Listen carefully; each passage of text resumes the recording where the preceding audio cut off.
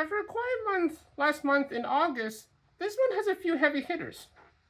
The Criterion Collection announced the films that they'll be releasing in September of this year, and this month, another film that was anticipated to be released by the Criterion Collection is announced, which is also another, one of, my top 10 films of last year. It'll be released alongside a few other films involving crime, and plus there's a bit of Jean Luc Godard kind of as well. So here are the films, what films that the Criterion Collection will be releasing in September. So now on the website of the Criterion Collection, and for September we have a few big titles being released. In total, we have 4 new titles, which of course, with 2 of them that are being like released. Apparently, they're 2 of my favorite films of last year.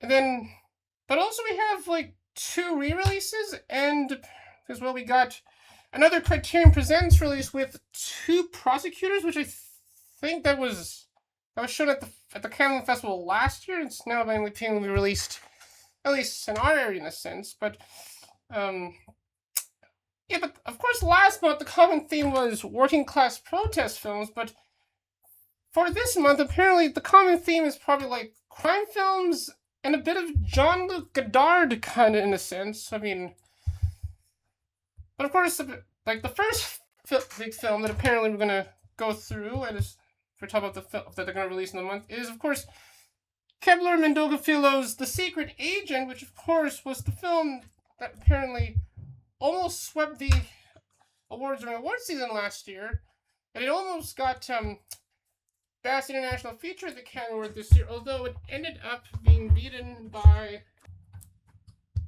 Sentimental Value, which over here we have the Criterion Collection edition of it, which was released last month. I mean, I could have showed this during when I was going through the titles that they're releasing, in August, but I mean, let's just show it here now. I mean, I thought it was a big digipack, but somehow it's actually it's like a reasonable sized digipack. I mean, the packaging kind of looks nice, and there's the little back of it, and even though somehow half the film's in English, I mean, but interesting, but and yeah, I mean, for example, another film that was that was nominated at the Cannes this year and was anticipated to be released by the collection, of course, The Secret Agent, which if the film did get Best International Feature at the Cannes Award this year, would have Brazil would have got Best International Feature for 2 years in a row.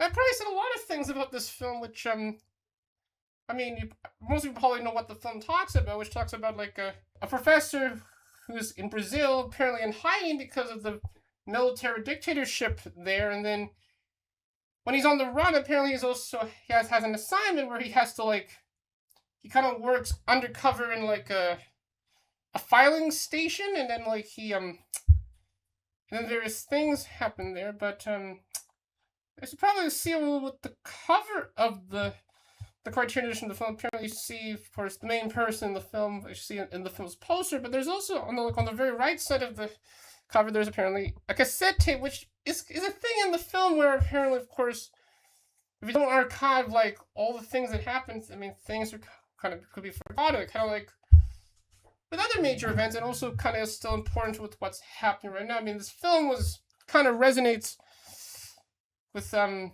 of what's happening in the United States right now, but I mean, but that's another story to talk about. And the film has Wagner Moura, who apparently is starting to get more roles, even though he was in a few films before this, and then, I mean, he was first well known in Brazil, of course, with a lot of films, and then apparently as well, then he was in a few other films, including Civil War, and surprisingly, Puss in Boots: The Last Wish as well too, where I think he plays the bad guy in that, and then you can kind of say this is kind of his big break, in which now he's going to be starring in more films after this. But there's also some other things related to the film. There's on the bottom right side of the cover, there's also the poster of Jaws, which Jaws is also a thing in the film too. And then some of the and then there's the main person also hidden throughout the cover too.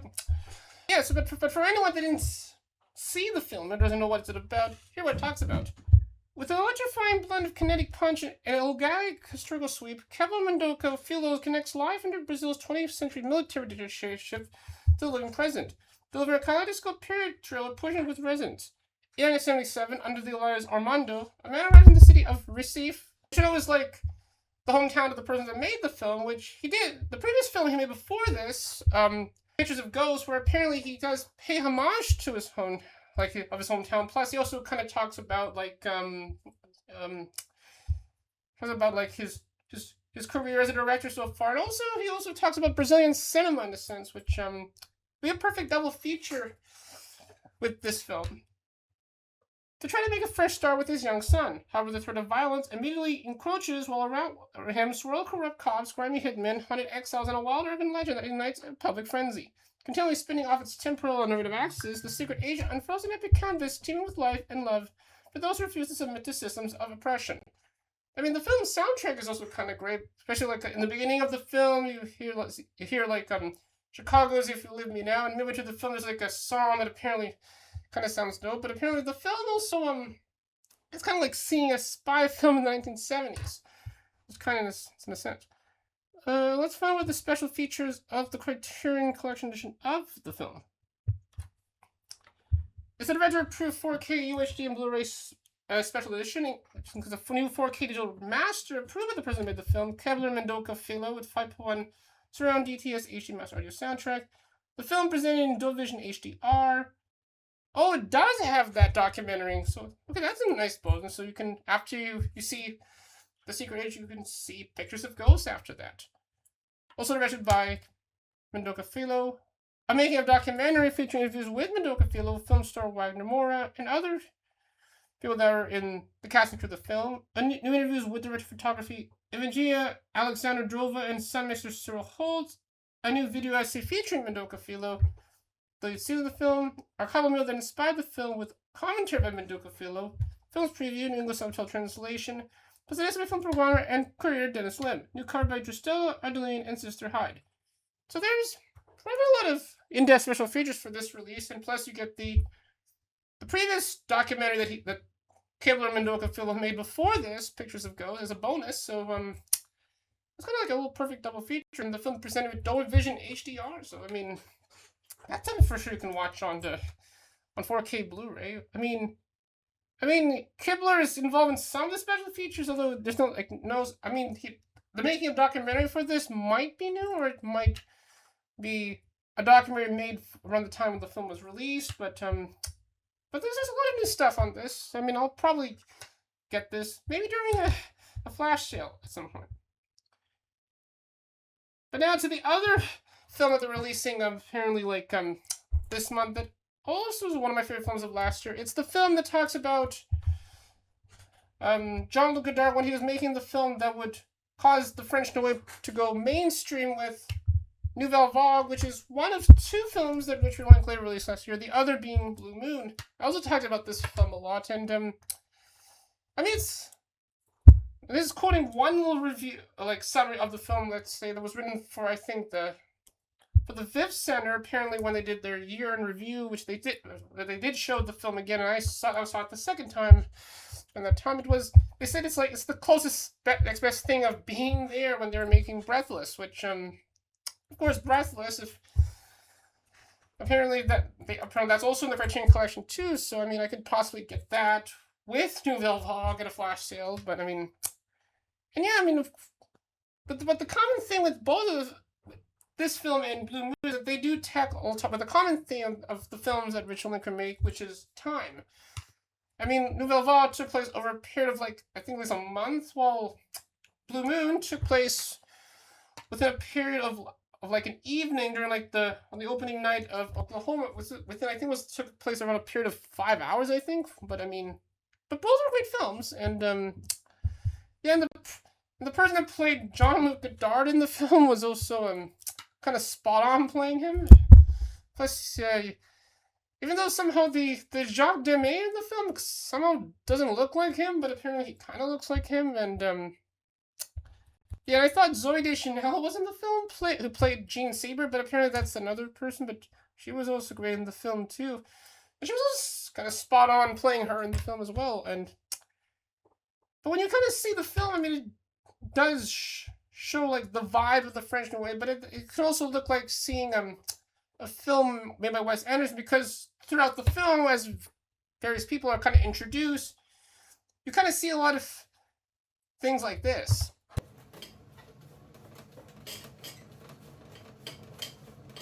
Oh, so but I mean, if for anyone that didn't know what the film talks about, here's what it talks about. It's 1959, and a young Jean Luc Godard, played by Guillaume Marbeck, is the only one among his film critic peers at Cahiers du Cinema not to have made a feature film. Determined to put his revolutionary cinematic ideas into practice, he brings his small crew and 2 stars, an eager unknown named Jean-Paul Bernardo, which he did work with him apparently once for a short film, and this was like, of course, Breathless, that would be the film that would like cause him to go mainstream, played by Audrey Dulin. And warrior Hollywood expat Jean Seberg, played by Zoe Dutch. Okay, so I got the first name right, but the last name I thought was Deschanel, but it's Dutch. Onto the streets of Paris as she Breathless, an adventure unfiltered creativity that would soon upend the way movies are made. With an enthralling love letter from one cinematic member to another, director Richard Linklater captures with beyond humor and effortless charm the intoxicating joy of being young, breaking all the rules, and making art without boundaries. Yeah, and like by the time they made the film, apparently like they were thinking it's probably going to be the worst film of the year, but then after when it's released, then it changes everything, and it would influence a lot of filmmakers after that. Yeah, but and of course when you see the film, and I mean you'll probably get some of the things that what made the film Breathless. I mean if you did see the film before you see this, and you'll kind of figure out, kind of know what were the reasons why they kind of made those decisions when they were making that film. But I mean, kind of. Because it's interesting because, like, of course, many of the people in the French New Wave were apparently film critics before they made films, and apparently, Agnes Varda invented the French New Wave. It was Jean Luc Godard who kind of made it mainstream. Let's see what are the special features of the Criterion edition of this film. It has a new 4K digital master, supervised and approved by director Richard Linklater, with director of photography David Chambio, with 5.1 surround DTS HMS Euro sound direct. The film now presented in HDR, a new audio commentary featuring Linklater. The making of the film, directed by Lucie Asada, called The Making of Nouvelle Vogue. Interviews with Linklater and film stars Zoe Dutch, Audrey Dulin, and Guillaume Marbeck. I'm not sure if they're made for this release, but I mean, they might be interviews made around the time the film was released. An audiovisual dozer on the real-life features of Pitt in the film by critic Farron Smith Namiko Within the Wave, that a pre-rehearsal manifesto read by Zoe Dutch called, made by Richard Linklater. A selection of previews of films that were released during the French New Wave. The film's preview songs for the deaf and hard of hearing, and English descriptive audio, plus essays by critic Nick James and screenwriter Vince Palmo, and an introduction by Richard Linklater, which he actually did a new introduction for Breathless. You can see on the Criterion channel, which before you can see the film Breathless as well too. New cover by F1 Miller. So there are a few new special features, but apparently I'm not sure if some of these special features are made for this release or made around the time the film was released. But yeah, this is something I'll probably get for sure. At least during a flash show. Maybe the double feature with Breathless too.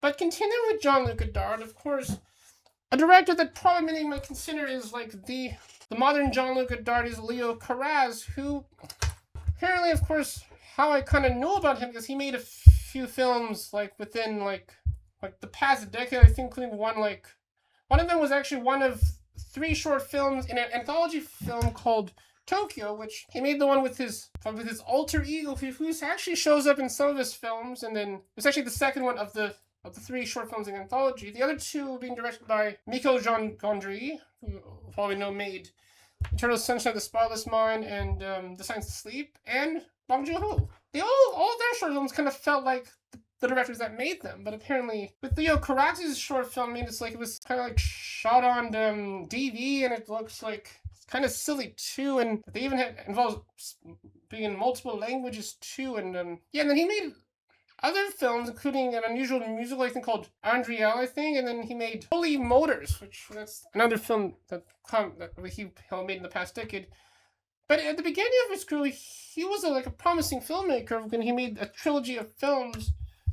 But the last film in that trilogy apparently almost ended his career, which was that flopped around the time it was released, which was The Lovers on the Bridge. And apparently at the Pacific Cinematheque earlier this week, they showed this trilogy of films, including The Lovers on the Bridge, which has a new 4K restoration. And when when I found out about that, I was thinking maybe they'll potentially release that in the Criterion Collection. And yes, it is going to be released in the Criterion, not just with that film, but also the two other films in the trilogy. But let's find out what this trilogy is about. Burning with stylistic freedom, the first three features by Leo Carax are cinema at its most aesthetically sensorial and deliriously romantic, built around voyeuristic, intensely physical performances from Denis Lavant as three different characters named Alex. These tales of outsiders, criminals, and doomed lovers living on the edge plays with the whirlwind band of youth, the thrilling highs and tumultuous lows of all-consuming passion. Lovers of the Sea of Paris, with its streets transformed by cinematographer John Luc Godard into explosive dreamscapes. These three films erupt in moments of anarchic euphoria with a few sound and image to heart-stopping effect. Let's find out what are the special features in this box set. So it has the films, all the films included. It has new 4K digital restorations with uncompressed audio on Boy Meets Girl and Boris and 5.1 surround DTS HD master audio soundtrack for The Lovers on the Bridge. For the 4K release, it has 3 4K discs of the films and 3 Blu-rays with the film special features. A self-portrait by Leo Carax called It's Not Me. New interviews with Denis Lavant and editor Ned Quiddy. I mean, Denis Lavant might be an alter ego of Leo Carax, but I mean, it might be another person, but I figured about that. A new video essay on the cinematographer of Jean-Yves Escobar. An episode of Meet the Filmmakers with Carax from the Criterion channel. A documentary crossover from 2014 called Mr. X, original view Carax. A documentary on the making of the main set for The Lovers on the Bridge from 1991. Deleted scenes, rushes, screen tests, behind-the-scenes footage, and film previews. New subtitle translation, plus a nested by author Amina Kane, new cover by Cecilia Carset. There's a few new special features that go into Leo Carax's career. I probably could watch this box set at some point. And then, maybe kind of continuing on the themes of crime, but apparently we have a Satyagit Ray film apparently being released this month, which, I mean, some of his films are in the collection, and also, I mean, the director was also an influence on Wes Anderson, which, of course, he made The Darjeeling Limited, and Satyagit Ray was also famous for making the Apu trilogy, which I've yet to see that, but this is one of his lesser-known movies. This is, I think, later in his career. This one's called Days and Nights in the Forest. Let's find out what it talks about. Oh, it's a buddy comedy. The director Satyagit Ray's greatest achievements begins with the simply easy grace of a buddy comedy, only to give way to darker moral shading. Seeking a weekend escape from the city, 4 friends from Kolkata embark on a driving trip to the countryside, where their urban entitlement and prejudice are gradually exposed. Among these young bachelors is the overconfident Ashim, who finds himself assurance shaken by Aparna, played by the radiant Sharmila Tagore, and a giddy young woman whose cruel intellect conceals chilling emotional depths. Filmed luminously amid the sound-draped splendor of the woodlands of India's Palama region, Days and Nights in the Forest, this attracts the masculine ego and India's fright class divided with elegant complexity. Let's find out what the special features on the Criterion Collection of this film. It has a new 4K digital restoration undertaken by the Film Foundation's World Cinema Project at the manager Richavada, in collaboration with Film Heritage Foundation, Janus Films, and the Criterion Collection, which, of course, is managed by Janus Films, with uncompressed mono soundtrack. The film numbers in HDR. Introduction by Wes Anderson, probably new for this release. A making up program featuring new encounters with the film Satyagit Ray, film stars Sharmila Tagore and Ravi Ghosh, and cinematographer Sumandu Roy. Conversation about Ray and the film's restoration featuring Anderson, Tagore, and Film Heritage Foundation founder Shivya Singh.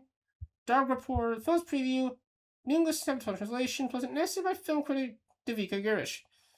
So apparently Wes Anderson has a lot of involvement with this release, but I mean, and they're mainly all new special features, so I mean, but maybe before seeing this, I'll maybe see some of Satyagit Ray's other films before I go watch this.